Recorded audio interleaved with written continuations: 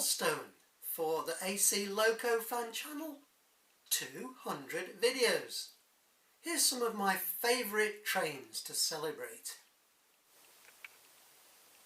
When I had the idea of building Northway, which was basically to recreate the West Coast Main Line of the 1970s,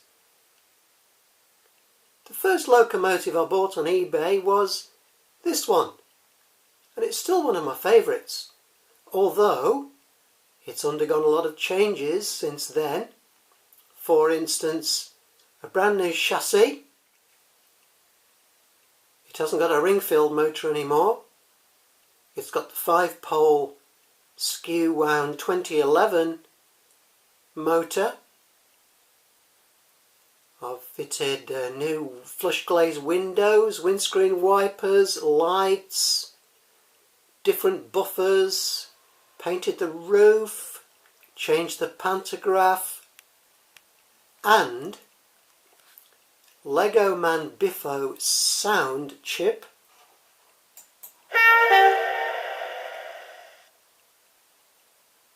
Still one of my favourite locomotives. 86101.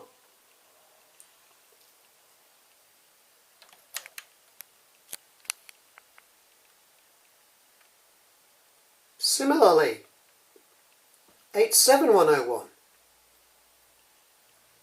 This was the second locomotive I bought in the build-up of Northway. This too has the Legoman Biffo sound.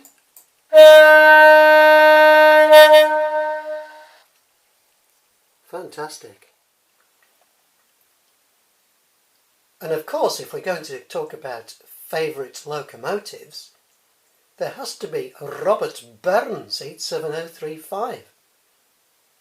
Well, I know what you're saying. You've already had a Class 87. How can you have two Class 87s amongst your favourites? Well, that's a measure of how much I like them. And my railway, my favourites. I would actually like to get a sound chip for Robert Burns if they weren't so budget-bustingly expensive. So I'll save up, maybe one day soon, Robert Burns will have a sound chip. That would be great.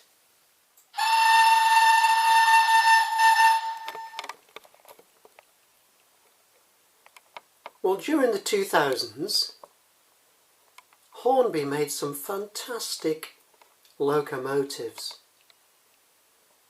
The motor is in the locomotive, so no longer the ring-filled motor. Made in China, they upped their game. Superb detail, superb running characteristics. And this iconic locomotive, King George I, is one of my personal favourites.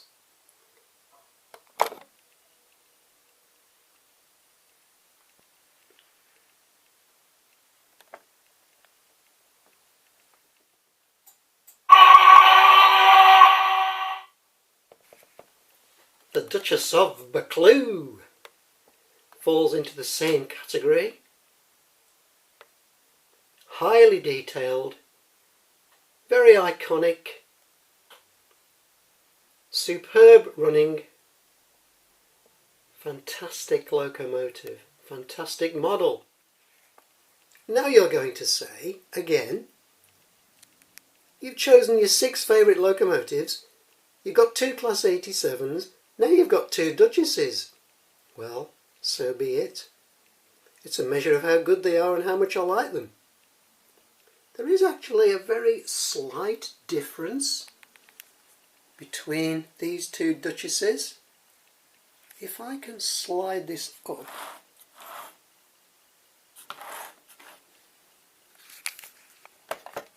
can you spot the difference in the firebox? You might notice that the front of Duchess of Rutland is curved. That's because this was previously a streamlined locomotive and it's got its streamlined smoke box. Whereas Duchess of Buccleuch is straight, not streamlined. That was never streamlined. It was built like that and appeared like that when it was at work. Okay, let's see some trains running.